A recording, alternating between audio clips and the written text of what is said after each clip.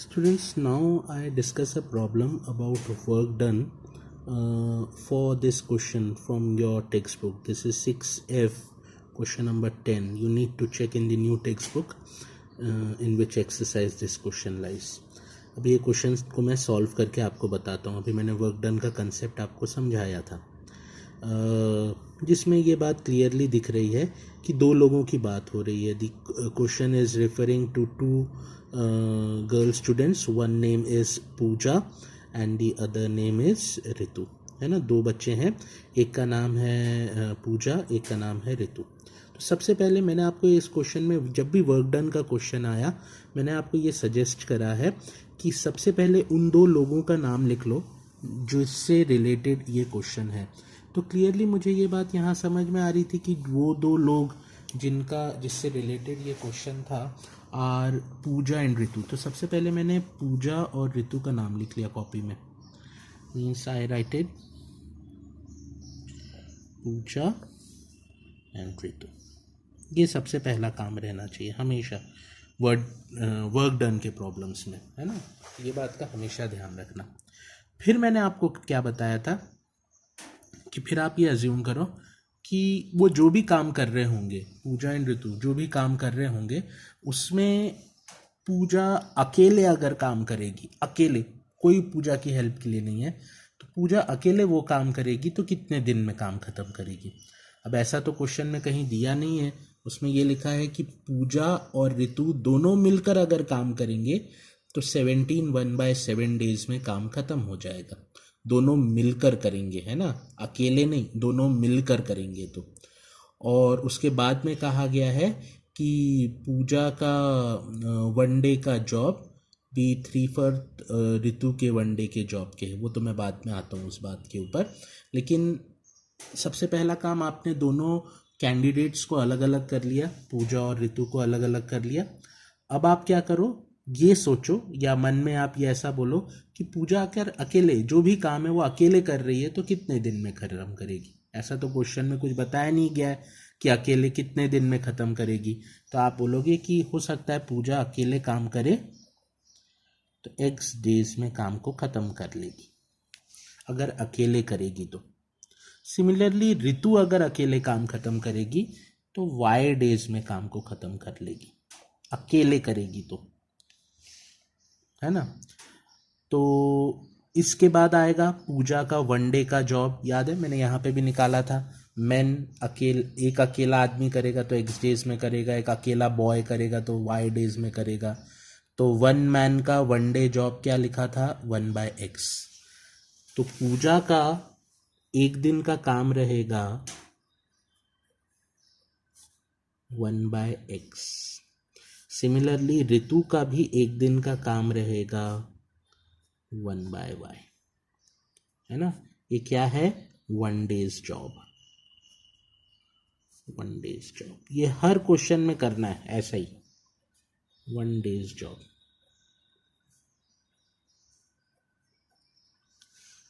ठीक है. अब उसने देखो फर्स्ट लाइन क्या कही थी, है ना. ये हमने इतना बेसिक काम अपना करके रख लिया जो हमें लगता है. ये हर क्वेश्चन में करना है. दो लोगों को आइडेंटिफाई करना है. वो अकेला आदमी करेगा तो X डेज में, वो अकेला ऋतु करेगी Y डेज में, तो उनका फिर वनडे का काम निकाल लेना है. ये काम हर क्वेश्चन में करना है. मैंने ये यहाँ वाले में भी करा था, मैन और बॉय वाले में भी. फिर अब देखो, अब आप अपना क्वेश्चन पढ़ो.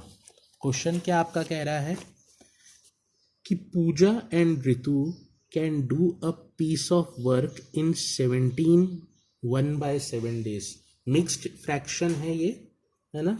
तो मिक्स्ड फ्रैक्शन को मैं पहले इम्प्रॉपर फ्रैक्शन में कन्वर्ट कर देता हूँ. तो 17 × 7 1/7 मतलब ये बन गया 17 × 7 119 प्लस 1 मतलब 120/7 डेज. मतलब पूजा और ऋतु अगर मिलकर काम करें, पूजा और ऋतु अगर मिलकर काम करें तो इतने दिन में काम खत्म करते. पूजा और ऋतु अगर मिलकर काम ख़त्म करें तो इतने दिन में काम ख़त्म करते हैं। तो सबसे पहले मैं पूजा और ऋतु का 1 डे का काम निकालूंगा। तो कैसे निकलता है? पूजा का 1 डे का काम कितना था? 1/x। ऋतु का 1 डे का काम कितना था? 1/y इज इक्वल टू जितने दिन में काम ख़त्म करते हैं उसका रेसिप्रोकल कर दो। इसको लिख दो 7/120। मैंने यहाँ पे भी यही करा था, जो ये लास्ट प्रॉब्लम मैंने आपको बताया ना, उसमें ये दोनों मिलकर 5 डेज़ में करते थे। तो मैंने उनका 1 डे का निकाला और मिला के 5 को रेसिप्रोकल करके लिखा था 1/5। याद रखना, मिलाकर जितने दिन में काम करते हैं उसका रेसिप्रोकल करना पड़ता है। तो यहाँ 120/7 डेज था, उसका रेसिप्रोकल करा तो आ गया 7/120। ये आ गई आपकी equation number 1। 1/x + 1/y is equals to 7/120। अब इक्वेशन नंबर 2 के लिए क्वेश्चन को देखते हैं, उसमें क्या इन्फॉर्मेशन दे रहा है। वो कह रहा है if 1 day work of Puja be 3/4 of 1 day work of Ritu. मतलब पूजा का 1 डे का जॉब ऋतु के 1 डे के जॉब के 3/4 है। पूजा का 1 डे का जॉब ऋतु के 1 डे के जॉब के 3/4 है। पूजा का 1 डे का जॉब, पूजा का 1 डे का जॉब कितना था? 1/x।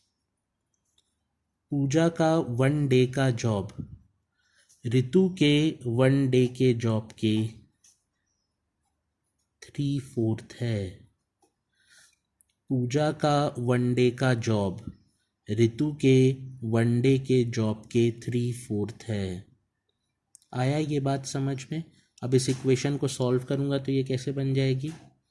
4y is equals to 3x बन जाएगी इक्वेशन। मतलब अब इसको सॉल्व करूंगा तो ये बन जाएगा 4y - 3x is equals to 0। 4y - 3x is equals to 0। और यहाँ पे एक आपकी इक्वेशन आई हुई है 1/x + 1/y is equals to 7/120। 1/x + 1/y is equals to 7/120. This is equation number 1. This is equation number 2. अब इन दोनों इक्वेशंस को हम सॉल्व करेंगे और आंसर निकालेंगे। कोई भी मेथड लगा सकते हो जो आपको ठीक लग रही है ना। मैं पर्सनली इसमें अगर लगाना चाहूँ तो 4y - 3x, मतलब अगर 1/x को मैं लिख सकता हूँ 3/4y। तो यहाँ पे जो 1/x है, सब्स्टिट्यूशन मेथड लगा सकता था। यहाँ पे 1/x काय के बराबर दिया गया था मुझे? 3/4y के बराबर था, है ना। यहाँ से दिख रहा है ये बात। तो ये जो इक्वेशन थी इसमें जहाँ पे 1/x लिखा था उसकी जगह 3/4y लिख सकता था। 3/4y + 1/y is equals to 7/120। 4 से मल्टीप्लाई कर देता, 4 तो ये बन जाता 4 × 1 हो जाता। तो ये बन जाता 7/4y इज इक्वल्स टू 7/120। 7 से 7 कैंसिल हो जाता। 4y is equals to 120, y is equals to 30। y काय के बराबर आ जाता 30 के। और अगर y 30 के बराबर आता तो x काय के बराबर है 4y/3 के। तो x की वैल्यू हो जाती 4y/3, यानी 4 × 30/3, 4 × 40। x का आंसर आ जाता 40। अब पूजा को x माना था तो पूजा अकेले काम करेगी तो 40 डेज में काम को ख़त्म कर पाएगी। और रितु अकेली काम करेगी तो 30 डेज़ में काम को ख़त्म कर पाएगी। ये मैंने इक्वेशन सब्स्टिट्यूशन मेथड से लगा के सॉल्व कर दिया क्योंकि उससे मेरा जल्दी, यहाँ एलसीएम लिया मैंने, है ना, तो वो बात का ध्यान रखना। आई होप ये क्वेश्चन आपको आया होगा समझ में। नहीं भी आया तो आप मुझसे फिर से पूछ सकते हो, है ना, कि ये नहीं आया मुझे समझ में, लेकिन जो इसका स्टैंडर्ड प्रोसीजर है ये हमेशा ध्यान रखो। ये जिसको ध्यान रह गया वो एक्चुअली क्वेश्चन को थोड़ा सा धीरे धीरे करके पुश कर सकता है, लेकिन ये जो स्टैंडर्ड प्रोसीजर्स हैं वर्क डन के क्वेश्चन के, ये भूलना मत। ठीक है, चलो, ओके, थैंक यू।